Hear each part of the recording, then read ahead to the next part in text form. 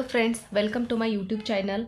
आज हमारा chapter number 3 का ये सबसे लास्ट लेक्चर है प्रॉब्लम सेट 3 का। बराबर।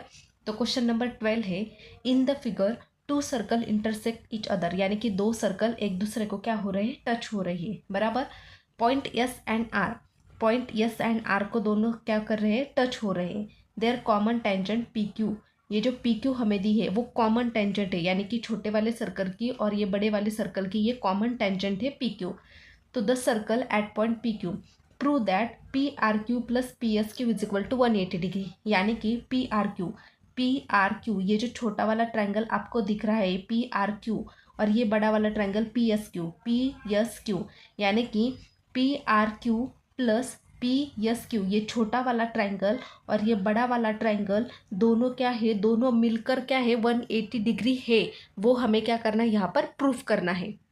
अगर हमें दोनों को क्या करना है, प्लस करके बताना है कि 180 डिग्री है, तो सबसे पहले हमें क्या करना पड़ेगा, ये जो यस और आर है इसको क्या करना पड़ेगा, हमें डॉट डॉट लाइन से क्या करना पड़ेगा, यहाँ पर इसको यहाँ पर देखो, अगर हमने डॉट डॉट लाइन से इसको बना लिया तो यहाँ पर आप देख सकते हो कि पी यस आर ये एक ट्रायंगल बन रहा है और दूसरा पी आर क्यू ये एक ट्रायंगल बन रहा है। बराबर।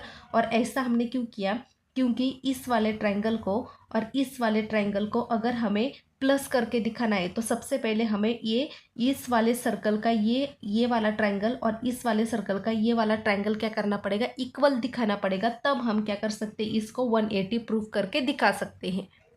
अब यहाँ पर बच्चों दोनों सर्कल को, यानी कि दोनों सर्कल में इस वाले ट्रायंगल को और इस वाले ट्रायंगल को इक्वल कैसे बताएंगे। यहाँ पर देखो, ये छोटा वाला सर्कल है और ये बड़ा वाला सर्कल है। बराबर। छोटे वाले सर्कल का ये जो ट्रायंगल जो मैंने अभी बोला यस पी आर और बड़े वाले का यस आर क्यू, आपको समझने के लिए मैंने क्या किया, यहाँ पर अलग अलग निकाला है। तो आप यहाँ पर देखोगे कि इस वाले ट्रायंगल ने यस पी आर ट्रायंगल में ये जो हमारा आर पी क्यू ये जो एंगल है, यानी कि ये जो पी एंगल है वो किससे इक्वल होगा, ये जो आर पी क्यू ट्रायंगल है इसी ट्रायंगल में आर पी क्यू ट्रायंगल किससे इक्वल होगा, ये इस वाले एंगल से इक्वल होगा। अब ऐसा क्यों, आप यहाँ पर देखोगे ये क्या है, हमारी सिकेंट है। आप इसको सिकेंट भी बोल सकते हैं, सेगमेंट भी बोल सकते हैं और कॉर्ड भी बोल सकते हैं। बराबर। और ये जो है हमारी पी क्यू ये क्या है, हमारी यहाँ पर टेंजेंट है। बराबर। तो आप यहाँ पर देखोगे ये भी टेंजेंट है इस वाले ट्रायंगल के लिए, यानी कि आर पी क्यू के लिए। और यहाँ पर आप देखोगे कि पी एस आर इस वाले ट्रायंगल के लिए यहाँ पर ये टेंजेंट कॉमन है। बराबर। और ये सिकेंट है, यानी कि इसमें भी सिकेंट और टेंजेंट आता है, इसमें भी सिकेंट और टेंजेंट आता है। यानी कि ये जो आर पी क्यू है, यानी कि आर पी क्यू यानी कि इस पी वाले एंगल के साथ ये यस वाला एंगल क्या होगा, इक्वल होगा, यानी कि पी यस आर। तो पी यस आर ये ट्रायंगल यानी कि ये एंगल क्या होगा, इससे इक्वल होगा। सेम इस वाले ट्रायंगल में आर क्यू पी यानी कि क्यू एंगल, यहाँ पर ये जो क्यू एंगल है वो सेम इससे इक्वल होगा। क्यू यहाँ पर देखो ये क्या है, टेंजेंट है। बराबर। और ये क्या है, सिकेंट है। तो यहाँ पर इसका जो टेंजेंट है वो क्या है, पी क्यू है। बराबर। और ये जो सिकेंट है वो क्या है, यस है। यानी कि ये एंगल किससे इक्वल होगा, ये वाला ये क्यू एंगल होगा यस से इक्वल। कैसे, यहाँ पर क्यू यस आर या फिर आर यस क्यू ऐसा भी हम लिख सकते हैं, आर यस क्यू ये दोनों। और इसका रीज़न हम क्या लिखेंगे, इसका रीज़न लिखेंगे टेंजेंट सिकेंट थ्योरम। बराबर। टेंजेंट सिकेंट से हमने क्या किया, इस वाले थ्योरम से क्या किया, इन दोनों ट्रायंगल के ये वाला यस एंगल ये पी एंगल इससे इक्वल दिखाया और ये यस एंगल इस क्यू एंगल के साथ क्या किया, दोनों इक्वल दिखाए। तो यहाँ पर इस तरह से मैंने लिख लिया कि हमने पहले ड्रॉ सेगमेंट एस आर, ये एस आर सेगमेंट हमने क्या की, पहले ड्रॉ की। बराबर। उसके बाद ये जो आर पी क्यू है ये आर पी क्यू किससे इक्वल है, पी एस आर से। कैसे, आर पी क्यू ये जो आर पी क्यू यानी कि ये आर पी क्यू किससे इक्वल है, PSR से बराबर। और ये जो RQP यानी कि RQP ये वाला जो एंगल है वो किससे इक्वल है, यस से, यानी कि RSQ से इक्वल है। और किससे, बाय टेंजेंट सेकेंड थ्योरम से बराबर। तो इसको क्या किया मैंने, इक्वेशन नंबर 1 लेबल नाम दिया बराबर। अब आगे क्या है, आप यहाँ पर देखो PRQ इस वाले ट्रायंगल में आपको पता है कि जो PRQ ट्रायंगल है वो सारा का सारा ट्रायंगल जो होता है वो कितना होता है 180 डिग्री प्लस करके, यानी कि ये एंगल R, ये एंगल P और ये एंगल Q तीनों भी कितने होते हैं 180 डिग्री के होते हैं बराबर। तो हम इसको कैसे लिखेंगे, इन ट्रायंगल PRQ ट्रायंगल में पहले एंगल R लेते हैं। तो R एंगल के लिए हम क्या लिखेंगे, PRQ angle PRQ plus angle, अब हमें लिखना है P एंगल, तो RPQ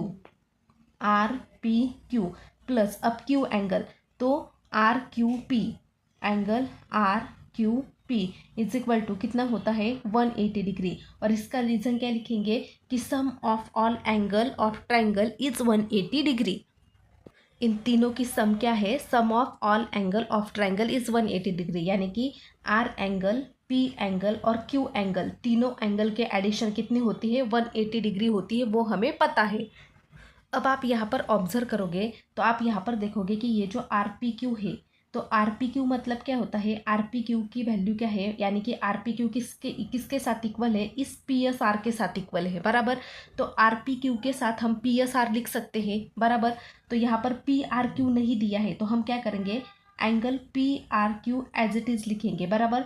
इस RPQ मतलब क्या होता है PSR, यानी कि RPQ की जगह हम PSR लिख सकते हैं। तो यहाँ पर हम लिखेंगे PSR प्लस एंगल, यहाँ पर देखिए RQP, ये जो RQP है ये इसका मतलब क्या है RSQ, यानी कि RQP के साथ RQP के जगह हम RSQ लिख सकते हैं बराबर। तो यहाँ पर आ जाएगा RSQ बराबर इक्वल टू 180 डिग्री। और इसका रीज़न क्या लिखेंगे हम, फ्रॉम 1, यानी कि जिसको हमने इक्वेशन 1 माना था इससे हमने क्या किया, इस दोनों को क्या किया, रिप्लेस किया बराबर। अब आप यहाँ पर ऑब्जर्व करोगे कि ये जो ट्रायंगल हमने यहाँ पर लिया है ये दोनों, इसको रिप्लेस करके हमने ये लिखा है बराबर। तो इसको हम क्या करेंगे, ब्रैकेट करेंगे। अब ब्रैकेट क्यों करेंगे वो भी बताती हूँ। तो यहाँ पर देखो, यहाँ पर मिडल वाला एंगल होता है, यानी कि इसका भी यस एंगल और इसका भी यस एंगल। यस एंगल कहाँ पर है, ये वाला बराबर। तो ये जो PSR है, PSR बराबर, ये भी PSR और इसका RSQ, यानी कि दोनों यस एंगल है बराबर। तो इसको हम दोनों की तरफ क्या आ रहे हैं, यानी कि PSR और RSQ बराबर। तो हम इसको PSQ ऐसा लिख सकते हैं, क्यों, क्योंकि दोनों के बीच में क्या है, यस एंगल कॉमन है बराबर। तो हम इस ब्रैकेट वाले को ऐसा लिख सकते हैं कि एंगल PRQ प्लस एंगल, इस पूरे को हम ये बड़ा वाला ट्रायंगल लिख सकते हैं PSQ is equal to 180 degree. ऐसा क्यों लिखेंगे, क्योंकि ये दोनों का एंगल यस आ रहा है बराबर। और दोनों का एंगल अगर एस आता है तो हम उसको PSQ ऐसा लिख सकते हैं।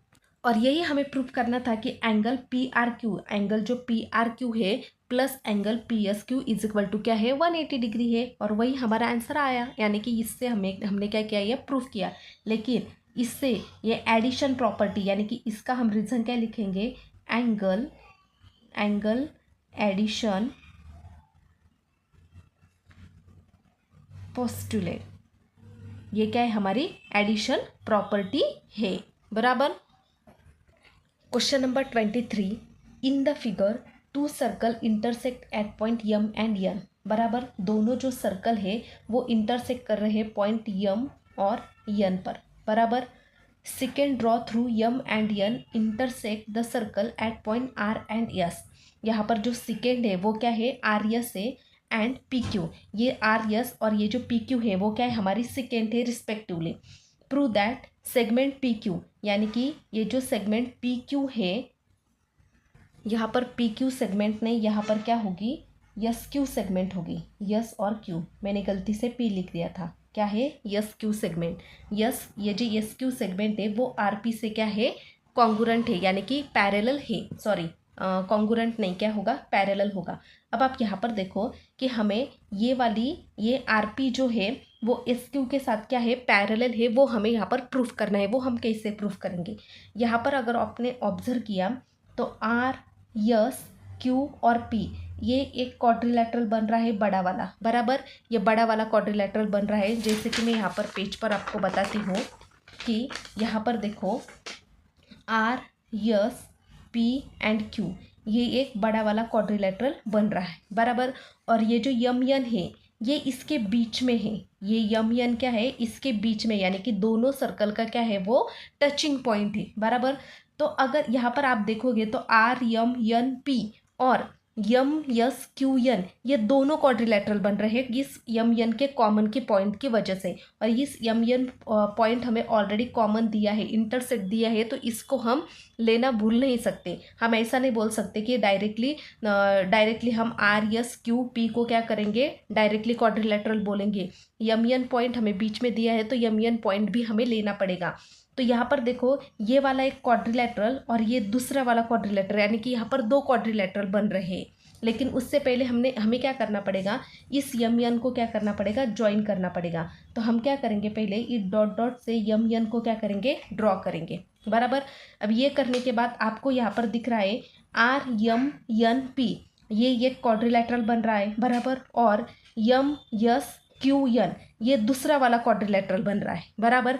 अब यहाँ पर देखो ये जो आर है वो यहाँ पर यन के साथ क्या है, इक्वल है। अब ऐसा क्यों, क्योंकि साइक्लिक क्वाड्रिलेटरल में यहाँ पर आप देखोगे कि ये वाला आर यम यन पी, तो यहाँ पर ये जो अपोजिट एंगल होता है, यानी कि ये आर एंगल और ये जो यन एंगल ये क्या है, अपोजिट है एक दूसरे के। और साइक्लिक क्वाड्रिलेटरल में जो अपोजिट के एंगल होते हैं उनकी एडिशन होती है 180 डिग्री, यानी कि आर एंगल आप कैसे लिखोगे, यम आर पी, तो यम आर पी प्लस यम यन पी जो एंगल हमें लेना होता है वो हमें बीच में लेना पड़ता है, तो उनकी एडिशन होती है 180 डिग्री, बराबर। अब यहाँ पर देखो इस वाले क्वाड्रिलेटरल में भी यन एंगल कॉमन है, बराबर। तो इस वाले एंगल में यम यन क्यू ये जो एंगल है वो किसके साथ इक्वल होगा, इस यस के साथ, यम यस क्यू के साथ। और कितना होगा, 180 डिग्री, यानी कि अपोजिट एंगल कितना होता है, सप्लीमेंट्री मतलब 180 डिग्री। यहाँ पर देखो थ्योरम ऑफ साइक्लिक क्वाड्रिलेटरल, इसके अपोजिट एंगल यानी कि ए प्लस सी कितना होगा, 180 डिग्री, और डी प्लस बी कितना होगा, 180 डिग्री, यानी कि इसके अपोजिट एंगल क्या होते हैं, सप्लीमेंट्री मतलब ही 180 डिग्री होता है।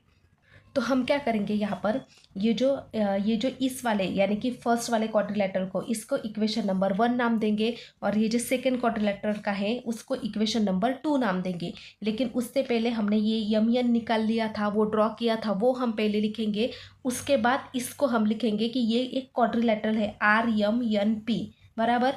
और उसमें ये जो यन एंगल है यानी कि यम यन पी जो एंगल है, यम यन क्यू एंगल और यम यन पी एंगल, दोनों एंगल क्या है, ये एक्सटीरियर एंगल है। एक्सटीरियर मतलब वो सर्कल के बाहर है। आप यहाँ पर देखोगे ये यन एंगल, आप यहाँ पर देखो, आप यहाँ पर बोलोगे कि ये बीच में है, लेकिन यहाँ पर एंगल यन कहाँ पर दिया है, ये सर्कल के बाहर, यानी कि ये क्या है, एक्सटीरियर एंगल है।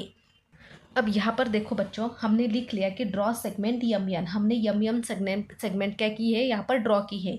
अब हमारा जो पहला वाला क्वाड्रिलेटरल है यम आर पी एन, ये हमारा पहला साइक्लिक क्वाड्रिलेटरल है, जो कि मैंने आपको यहाँ पर बताया था, आर पी एन, ये हमारा पहला क्वाड्रिलेटरल है, बराबर।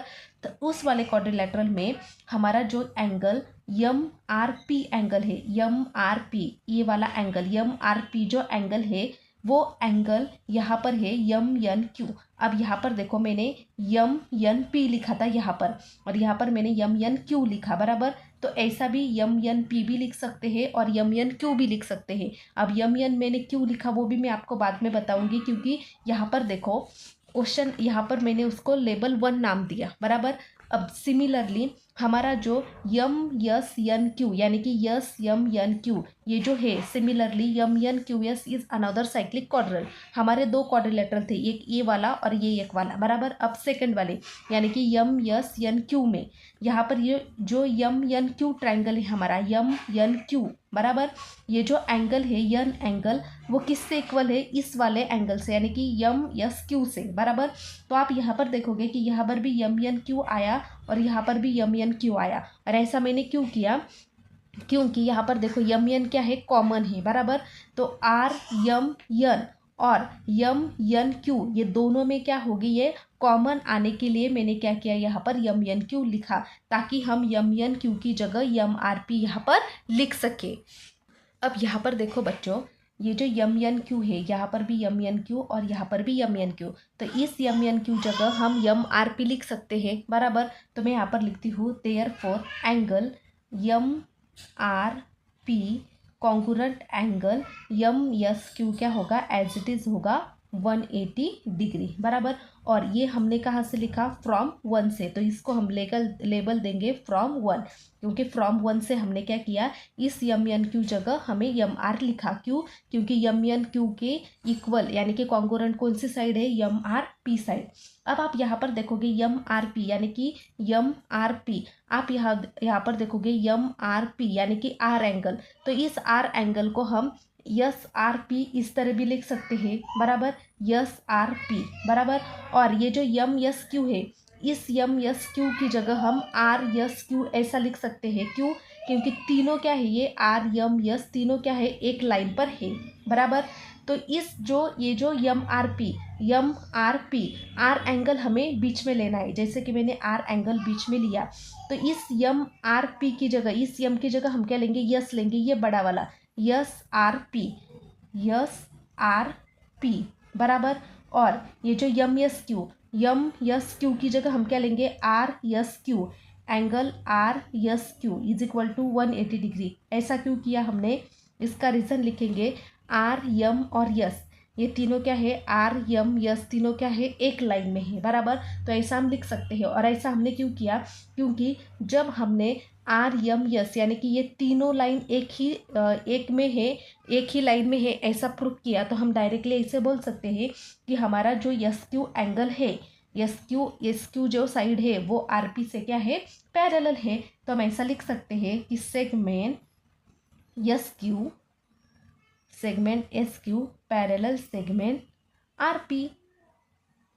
और इसका रीज़न क्या लिखेंगे, इंटीरियर एंगल टेस्ट से। अब इंटीरियर एंगल क्यों, आप यहाँ पर देखोगे कि आर एंगल और यस एंगल बराबर, आर और यस एंगल ये जो दोनों एंगल है वो क्या है, अंदर से यानी कि इंटीरियर है। तो हम ऐसा लिख सकते हैं कि interior angle test for parallel line. Number 24. In the figure, two circle intersect each other at point A and E. ये जो दो सर्कल हैं वो दो सर्कल एक दूसरे को इंटरसेक्ट कर रहे हैं A एंड E पॉइंट पर।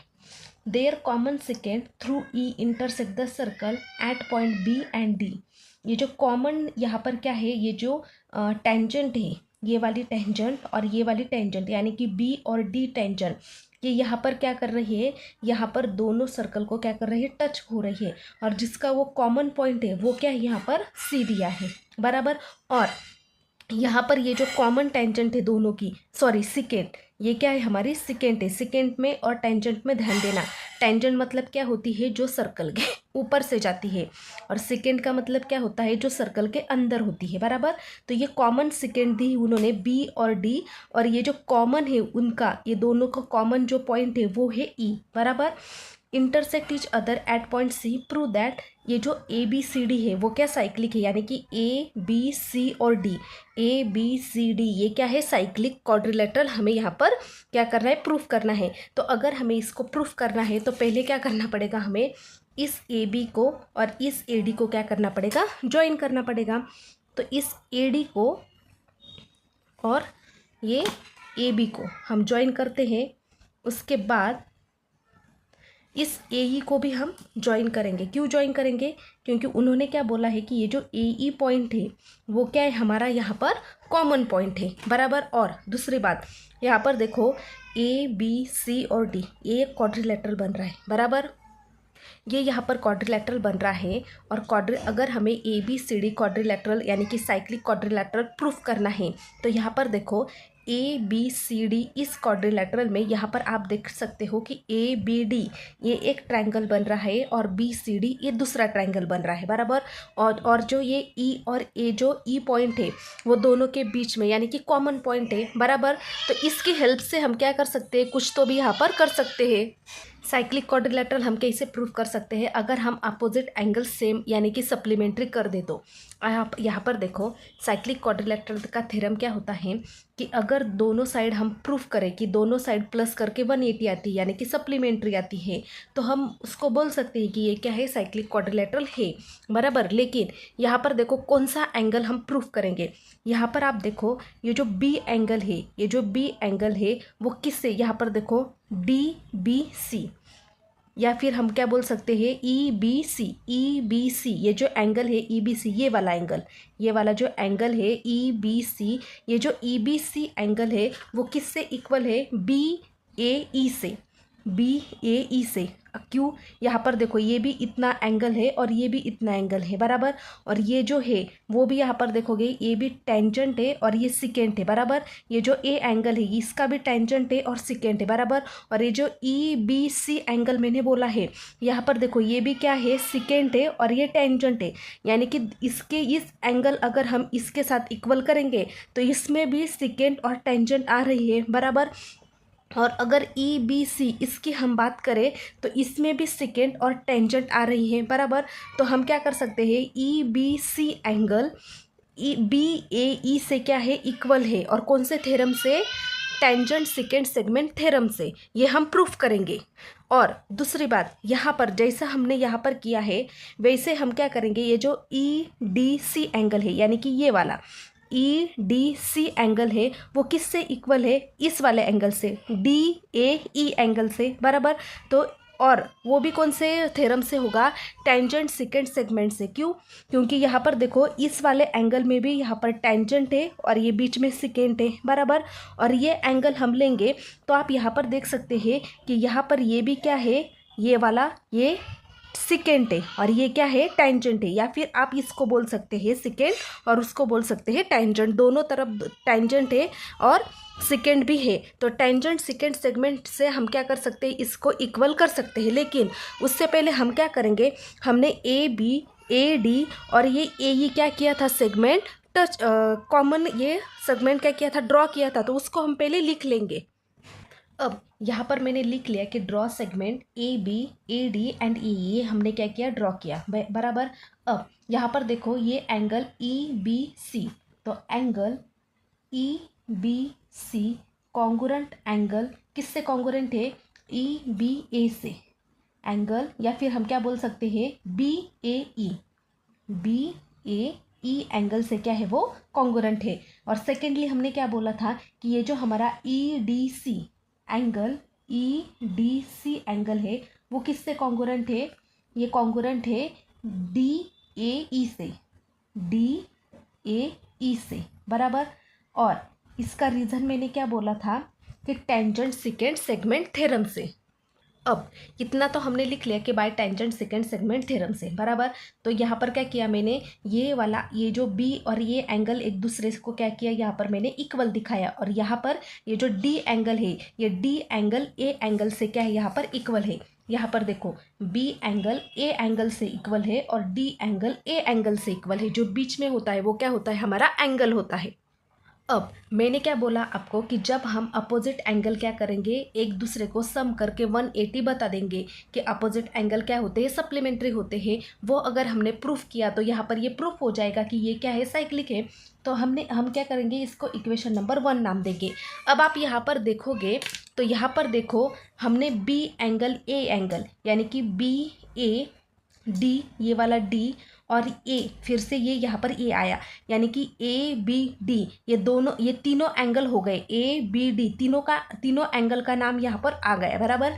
लेकिन सी का यहाँ पर नहीं आया है। तो सी के लिए हम क्या करेंगे, हमें पता है कि ये जो बी सी डी, ये जो बड़ा वाला ट्रायंगल है, इस बड़े वाले ट्रायंगल का जो एडिशन होता है पूरा, वो कितना होता है 180 डिग्री। क्यों, sum of all angle of triangle is 180 degree.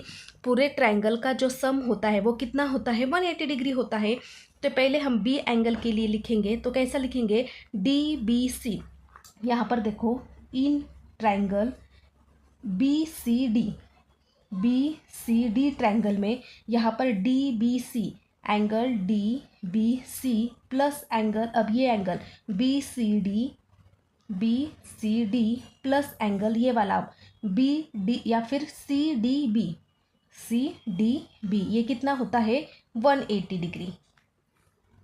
और उसका रीज़न हमने क्या लिखा कि sum of all angle of triangle is 180 degree बराबर।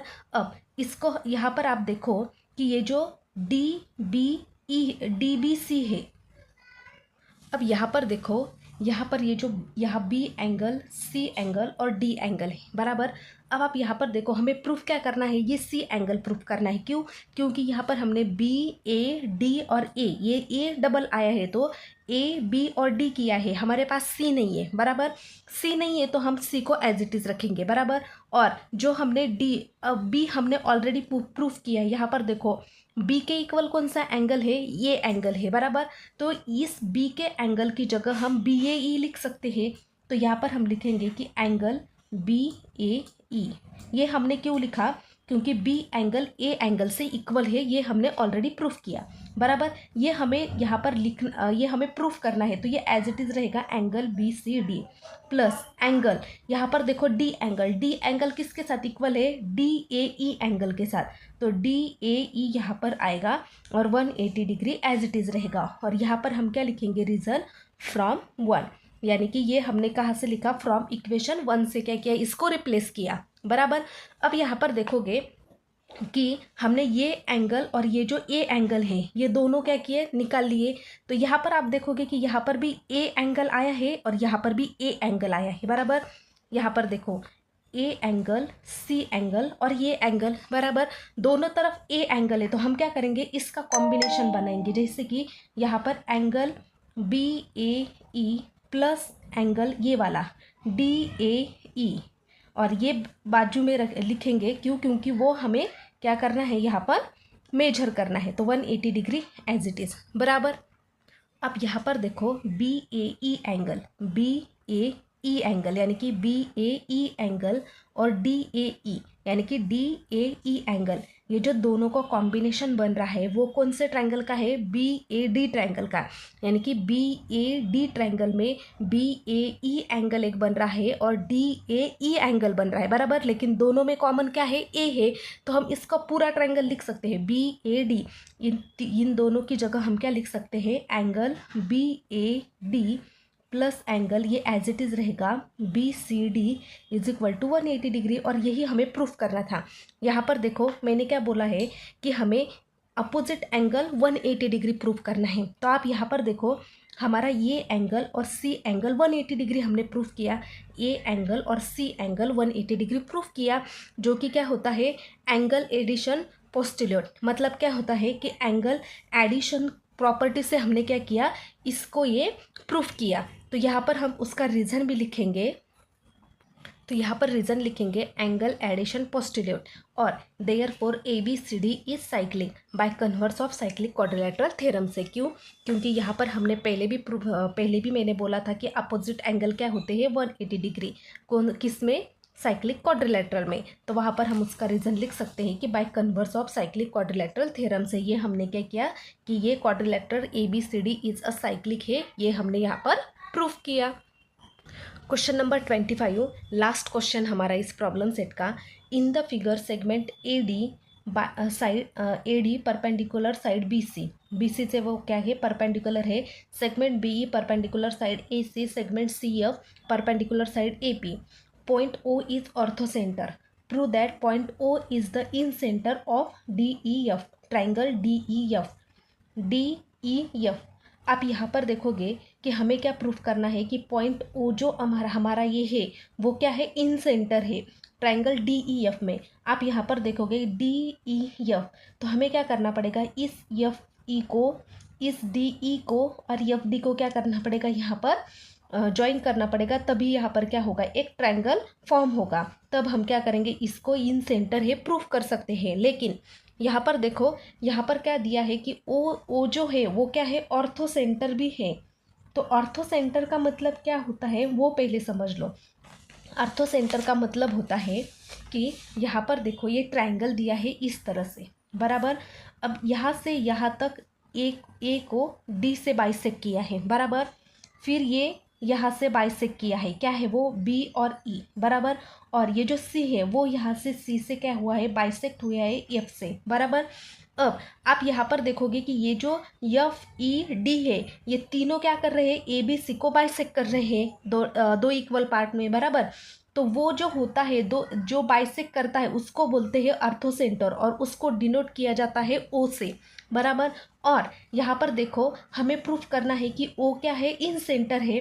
तो जब हम इन सेंटर प्रूफ करते हैं तो ओ इन सेंटर डिनोट होता है आई से, बराबर। लेकिन यहाँ पर अभी उन्होंने क्या किया है, इस ओ इन सेंटर को ओ नाम दिया है और हमें प्रूफ करना है कि डी ई एफ यानी कि डी ई एफ हमें क्या करना पड़ेगा, इसको ज्वाइन करना पड़ेगा, तभी हम क्या करेंगे, इसको प्रूफ कर सकते हैं। अब यहाँ पर देखो इसको हम प्रूफ कैसे करेंगे। यहाँ पर देखो ये जो इतना सा है, इतना सा पार्ट, अब यहाँ पर देखो ये इतना और ये इतना क्या होगा, तीनों पार्ट सेम होंगे, बराबर। ये ट्रायंगल में आप अगर देखोगे कि हमने अगर इस डी को यहाँ पर देखो, अगर हमने इस तरह से ज्वाइन किया तो ये वाला पार्ट, फिर ये वाला पार्ट और ये वाला पार्ट क्या होगा, सेम होगा। तो फिर हम तीनों को यहाँ पर ये करेंगे क्या, मतलब सॉल्व करेंगे क्या, नहीं, हम क्या करेंगे, कोई भी एक ही एंगल क्या करेंगे, प्रूफ करेंगे और उसके साथ बता देंगे कि एफ और ये जो एफ और ई है या फिर एफ डी या फिर ई और डी, जो भी एंगल हमारा आएगा उसमें से हम बताएंगे कि जो हमारे रिमेनिंग दो एंगल बचे हैं वो उससे सिमिलरली क्या है, इक्वल है। तो इसके लिए हम क्या करेंगे, कोई एक एंगल प्रूफ करेंगे, लेकिन उससे पहले इसको हम ज्वाइन करेंगे और लिख भी लेंगे कि इसको हमने क्या किया है, ज्वाइन किया है। तो यहाँ पर मैंने लिख लिया कि draw segment F E F D and D, इस सेगमेंट को हमने ड्रॉ किया है, बराबर। अब जैसे कि मैंने बोला कि किसी भी एक एंगल को हम या फिर इससे और इससे क्या करेंगे, इक्वल दिखाएंगे, बराबर। इक्वल दिखाने के लिए हमें क्या करना पड़ेगा, आप यहाँ पर देखोगे कि हमें ये प्रूफ करना है डी एफ ई यानी कि डी ई एफ ये वाला ट्रायंगल, बराबर। तो इस वाले ट्रायंगल में आप अगर देखोगे तो यहाँ पर देखो F E C B, F E C B ये एक क्वाड्रिलैटरल बन रहा है। आप देखोगे यहाँ पर देखो ये इस तरह से, बराबर। एफ ई बी और सी ये वाला एक क्वाड्रिलैटरल बन रहा है, बराबर। और दूसरा क्वाड्रिलैटरल और एक बन रहा है यहाँ पर देखो ओ ई सी डी, देखो ओ ई सी और डी इस तरह से, बराबर। ये ओ ई सी और डी, बराबर। और इधर से ये हो गया बड़ा वाला, ये हो गया इधर का, और यहाँ पर देखो एफ ओ डी बी इस तरह से, एफ डी, यहाँ पर देखो ये क्या है, एफ ओ डी और यहाँ पर बी, इस तरह से ये वाला एक, ये छोटा और ये बड़ा। यहाँ पर देखो एफ ई बी सी ये बड़ा वाला क्वाड्रिलैटरल, बराबर। ओ ई सी डी ये सेकंड वाला क्वाड्रिलैटरल और एफ ओ डी बी ये वाला ट्रायंगल, बराबर। अब मैंने आपको पहले भी बोला था कि क्वाड्रिलैटरल में अपोजिट एंगल क्या होते हैं, सेम होते हैं। यानी कि एफ एंगल क्या हो सकता है, सी से क्या हो सकता है, कॉन्ग्रुएंट हो सकता है। या फिर हम ऐसा भी बोल सकते हैं कि ये जो बी एंगल है, अगर हमने दूसरा क्या किया, यहाँ पर दूसरा ट्रायंगल लिया तो ये बी एंगल भी सी एंगल के साथ क्या हो सकता है, इक्वल हो सकता है, बराबर। तो यहाँ पर देखो अगर हम यहाँ पर कोई अपोजिट एंगल क्या करेंगे, इसका इक्वल दिखाएंगे, बराबर। तो ये शायद क्या होगा, यहाँ पर हमें ये वैल्यू मिल जाएगी। लेकिन पहले हमें क्या करना पड़ेगा, तो हम पहले करेंगे एफ ई बी और सी इस क्वाड्रिलैटरल के लिए, उसके बाद इस वाले क्वाड्रिलैटरल के लिए, और ये थर्ड ये क्वाड्रिलेटरल के लिए। तो तीनों क्वाड्रिलेटरल के लिए इक्वेशन हमें पहले बनाने पड़ेंगे, उसके बाद हम क्या करेंगे, इसको सॉल्व करेंगे। तो पहले हम क्या करेंगे, एफ ई बी सी ये क्वाड्रिलेटरल है और उसमें देखते हैं कि कौन सा एंगल यहाँ पर क्या होता है, इक्वल किससे होता है। अब यहाँ पर देखो बच्चों, हमारा जो एफ ई सी बी है ये कौन साइक्लिक है, बराबर। एफ ई सी बी कौन साइक्लिक का मतलब क्या होता है कि यहाँ पर क्या है, एक सर्कल हम कंसिडर कर सकते हैं इस तरह से, ये वाला बड़ा वाला, बराबर। तो उसको बोलते हैं कौन साइक्लिक, यानी कि सर्कल के ऊपर पॉइंट है, बराबर। अब यहाँ पर देखो मैंने क्या लिया कि बी एफ और ई क्या है, 90 डिग्री है। क्यों 90 डिग्री है, आप यहाँ पर देखो कि अगर हमने इसको यहाँ पर कंसिडर कर लिया कि ये सर्कल है, तो सर्कल के ऊपर आप यहाँ पर देखोगे कि ये टेंजेंट बन रही है, बराबर। ये मैंने क्या किया, थोड़ा सा ये मेरा बाहर गया है, तो ये ऐसा नहीं आएगा। ये कैसे आएगा, यहाँ पर देखो कि शायद ये इस तरह से है, बराबर, और ये इस तरह से, बराबर। तो ये जो पॉइंट है वो क्या होगा, इस तरह से होगा, बराबर। इस तरह से वो सर्कल होगा, बराबर। तो अगर इस तरह से वो सर्कल होगा तो यह पॉइंट और ई जो पॉइंट है वो देखो यहाँ पर टेंजेंट पे आ रहा है, और टेंजेंट में कोई अगर पॉइंट आता है तो वो कितना डिग्री होता है, 90 डिग्री का वो बन जाता है। जब कोई टेंजेंट आती है तो उसको हम टेंजेंट कंसिडर कर सकते हैं, बराबर।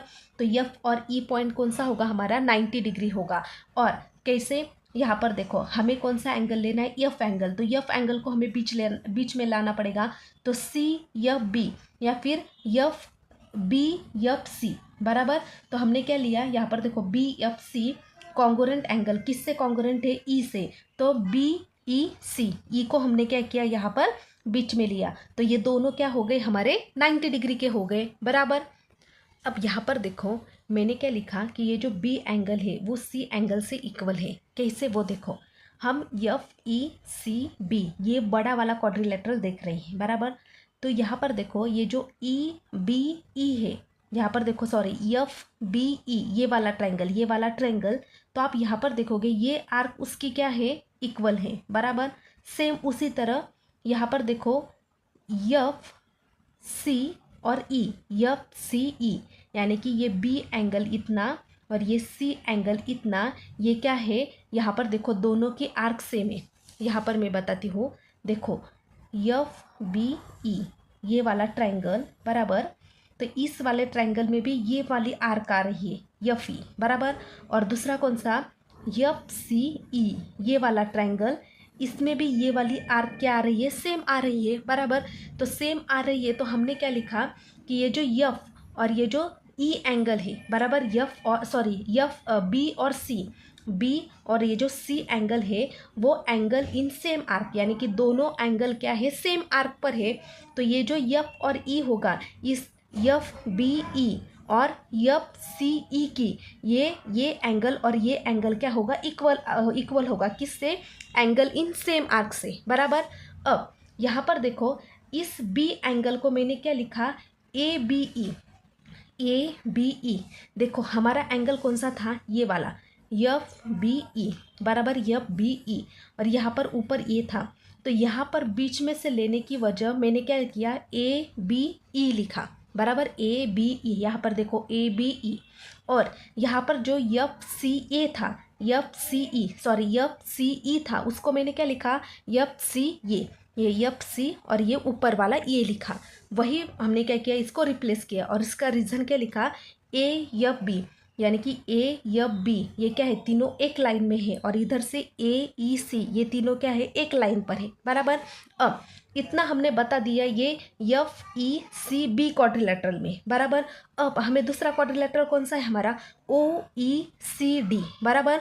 तो इस वाले क्वाड्रिलेटरल को भी हम सेम करेंगे, और ये जो हमारा एफ ओ बी है, एफ ओ डी बी, इस वाले क्वाड्रिलेटरल को भी हम इस तरह का सेम करेंगे। तो देखते हैं कि हमें कौन सा एंगल यहाँ पर सेम मिलता है। तो हमें यहाँ पर ऐसा लगता है कि ये सी और बी एंगल हमें यहाँ पर मिला है। तो शायद अगर हमें ये वाला डी एंगल और ये वाला डी एंगल हमें अगर क्या होता है, सेम मिलता है, तो ये इतना हमें मिलेगा, तो हम ई और एफ को डायरेक्टली बता सकते हैं कि ये हमारा सिमिलरली क्या है, इससे इक्वल है। अब सेकेंड वाले क्वाड्रिलेटरल में देखो, OECD ये हमारा क्या है, also cyclic quadrilateral because of, यहाँ पर देखो साइक्लिक क्वाड्रिलेटरल में क्या होता है कि जो अपोजिट एंगल होते हैं वो क्या होते हैं, एक दूसरे से इक्वल होते हैं। अब यहाँ पर डी का अपोजिट क्या है, ई बराबर, और ओ का अपोजिट क्या है, सी बराबर। अब हम सी डी और ई को ही अपोजिट क्यों लेंगे, ओ और सी को क्यों नहीं लेंगे। जैसे कि मैंने बोला कि अगर हम इस वाले ट्रायंगल में, अगर हम यहाँ पर मैंने बोला कि शायद अगर हम ये वाला पॉइंट अगर हमें यहाँ पर मिल जाता है तो ये वाला क्वाड्रिलेटरल हम FODB ये वाला नेक्स्ट में जो हम इसके बाद क्वाड्रिलेटरल लेंगे तो यहाँ पर भी हम अगर हमने डी लिया तो ये हमें इतना मिल सकता है बराबर। तो हम क्या करेंगे, डी और ई को क्या करेंगे, यहाँ पर वो वाला ट्रायंगल लेंगे। तो हमने क्या किया ODC यानी कि ODC ये वाला एक ट्रायंगल, ODC यहाँ पर देखो ODC ये वाला ट्रायंगल, और दूसरा कौन सा, OEC ये वाला ट्रायंगल और ये वाला ट्रायंगल। तो उसका डी और ई एंगल क्या किया, सप्लीमेंट्री बताया 180 डिग्री। किससे, because of cyclic quadrilateral theorem का अपोजिट जो एंगल होता है वो होता है 180 डिग्री बराबर। उसके बाद आप यहाँ पर देखोगे कि ये जो ODE है, ODE बराबर, ये O जो है वो कहाँ पर है, यहाँ पर है। यहाँ पर आप देखोगे ODE यानी कि ODE ये वाला ट्रायंगल, इस तरह से आप देखोगे ODE, यहाँ पर देखो ये O ये E और ये D बराबर। और दूसरा कौन सा ट्रायंगल, OCE ये वाला ट्रायंगल यानी कि OC और E ये वाला ट्रायंगल। तो आप यहाँ पर देखोगे कि ये जो आर्क है O और E, इस वाले ट्रायंगल में जैसे कि एफ ये क्या था, सेम आर्क था, वैसे ये जो आर्क है OE, तो इस वाले ट्रायंगल में और इस वाले ट्रायंगल में ये जो OE है वो क्या है, सेम है बराबर। तो हमने क्या लिखा कि हमारा जो D एंगल है और C एंगल है, यानी कि ये D एंगल और ये C एंगल। अब यहाँ पर ये जो C एंगल है वो कौन सा एंगल होगा, यहाँ पर देखो पहले हमने ये प्रूफ किया था। अब हमें यहाँ पर ये जो ODE ट्रायंगल में और दूसरा कौन सा है, OCE ट्रायंगल में फिर से यही ट्रायंगल क्या हो रहा है, कॉन्ग्रुएंट हो रहा है बराबर। तो हमने क्या किया, एंगल इन सेम आर्क, जैसे कि हमने पहले किया था सेम एज इट इज़ किया। तो हमने बाद में क्या किया, इस ODE को क्या लिखा, ADE पूरा, ये पूरा ADE। यहाँ पर देखो ये भी D एंगल है, C एंगल है, यहाँ पर भी ये C है, ये C है। एंगल को हमने कुछ भी नहीं किया, एंगल हमारा बीच में वैसा का वैसे, जैसे यहाँ पर B था यहाँ पर C था, यहाँ पर B है यहाँ पर C है। एंगल को कोई भी छेड़छाड़ी हमने नहीं की है, सिर्फ क्या लिखा है कि ये पूरा ADE और ये जो बाकी दूसरा जो एंगल था हमारा OCE, उसको हमने OCA लिखा बराबर। Angle same as it is है, और उसका रीज़न लिखा कि OAOD ये क्या है, सेम लाइन में है, और AEC ये क्या है, सेम लाइन पर है। अब हमारा कौन सा है, थर्ड FODB। तो FODB में हम क्या करेंगे, यहाँ पर कौन सा एंगल बता सकते हैं, D और F एंगल। D और F एंगल हम क्यों बता सकते हैं, क्योंकि D और F एंगल भी हम उसको बता सकते हैं और B और D एंगल भी बता सकते हैं। क्यों, आप यहाँ पर देखोगे कि F और D भी बता सकते हैं, B और O भी बता सकते हैं। देखते हैं कि हमें कौन सा मिलता है बराबर। अब थर्ड वाले क्वाड्रिलेटरल में देखो FODB ये हमारा थर्ड वाला क्वाड्रिलेटरल है बराबर। तो उसमें हम अपोजिट एंगल यानी कि F एंड D को इक्वल दिखाएंगे बराबर। F और D को अगर हमें इक्वल दिखाना है तो हम क्या करेंगे, BFO एंगल बराबर, यानी कि BF ये F एंगल को बीच में लाना है तो F हमें बीच में लाना पड़ेगा, और D एंगल को हमें लिखना है तो D एंगल को हमें बीच में लिखना पड़ेगा बराबर। तो वो हमने दिखाया 180 डिग्री बराबर। अब इसको हम यहाँ पर देखोगे कि ये जो हमारा FBO एंगल है, ये वाला ये जो एंगल है ये वाला एंगल, और दूसरा कौन सा है हमारा FD वो एंगल। यहाँ पर आप देखोगे कि ये सेम आर्क पर आ रहा है बराबर, ये वाले सेम आर्क पर। जैसे कि यहाँ पर ये वाला आर्क सेम था, ये वाला आर्क, और यहाँ पर नीचे ये वाला आर्क सेम है, तो यहाँ पर हमने लिखा एंगल इन सेम आर्क बराबर। तो यहाँ पर जो FB वो एंगल है, FB वो एंगल को हमने क्या लिखा, ABO angle. A B O angle, और ये जो हमारा एफ डी ओ एंगल था उसको हमने लिखा एफ डी ए एंगल। यहाँ पर देखो एंगल को हमने चेंज नहीं किया है, एंगल वही का वही है, सिर्फ रीज़न वही लिखा है, बराबर। अब आप यहाँ पर ध्यान से देखोगे कि ए बी ओ एंगल, यहाँ पर आप देखो इस तरह से, बराबर। तो आप यहाँ पर देखोगे कि ये डी एंगल और ये डी एंगल हमने दोनों तरफ प्रूफ किया है। आप इस तरह की इस डायग्राम में देखोगे तो ये डी हमने ऑलरेडी प्रूफ किया था इस वाले यहाँ पर देखो, और यहाँ पर ये जो लास्ट वाला है यहाँ पर हमने ये वाला क्या किया, यहाँ पर प्रूफ किया। तो अगर हमने ये प्रूफ किया तो हम इक्वेशन 1, 2 एंड इक्वेशन 3 से ऐसा लिख सकते हैं कि हमारा जो ओ डी है, ये जो हमारा ओ डी है या फिर ओ सी है, वो क्या है, हमारा यहाँ पर क्या है, बाइसेक्टर है। तो अगर ये बाइसेक्टर है तो हम ऐसा बोल सकते हैं कि in triangle D E F में ये जो ओ पॉइंट है वो क्या है, हमारा इन सेंटर है। तो हमने क्या लिखा, फ्रॉम इक्वेशन 1, 2 एंड 3, 1, 2 एंड 3 से हमने क्या प्रूफ किया कि हमें ये जो ये डी वाला एंगल और ये डी वाला एंगल दोनों तरफ का एंगल हमने क्या किए थे, यहाँ पर प्रूफ किए थे। तो हम ऐसा लिख सकते हैं कि A D F angle, angle A D F is equal to angle A D E, angle A D E, यानी कि A D F angle A D E से क्या है, इक्वल है। वही हमने यहाँ पर लिखा है। तो हम ऐसा बोल सकते हैं कि ये जो ओ डी है इतना, वो क्या है, एंगल बाइसेक्टर है, किस वाले ट्रायंगल का, डी ई एफ ट्रायंगल का। और सिमिलरली अगर ओ और डी क्या है, एंगल बाइसेक्टर है, तो ओ ई और ओ एफ ये जो है वो भी क्या होगा, एंगल बाइसेक्टर होगा। जैसे कि मैंने बोला था कि हम किसी एक ट्रायंगल को ही क्या करेंगे, प्रूफ करेंगे, और सिमिलरली दोनों को बताएंगे कि वो इससे क्या है, सिमिलर है। तो उससे हम ऐसा लिख सकते हैं कि similarly E O and F O also angle bisector, then point O is incentre of triangle E F F, यानी कि पॉइंट ओ जो है वो क्या है, इन सेंटर है डी ई एफ का, हिंस प्रूफ। तो इस तरह से हमने क्या किया, इसको प्रूफ किया। वीडियो कैसे लगी वो आपको कमेंट सेक्शन में ज़रूर बताना, और लाइक शेयर सब्सक्राइब ज़रूर करना, और अपने दोस्तों को भी सब्सक्राइब करने के लिए बोलना। अभी के लिए thank you so much. Next lecture में हम अभी ज्योमेट्री क्या करेंगे, थोड़ा स्टॉप करेंगे, हम अलजेब्रा का चैप्टर चालू करने वाले हैं। तो अलजेब्रा का 3rd चैप्टर हम लेंगे, उसके बाद हम ज्योमेट्री का 4th वाला चैप्टर स्टार्ट करेंगे। फिलहाल के लिए thank you so much, subscribe ज़रूर करना।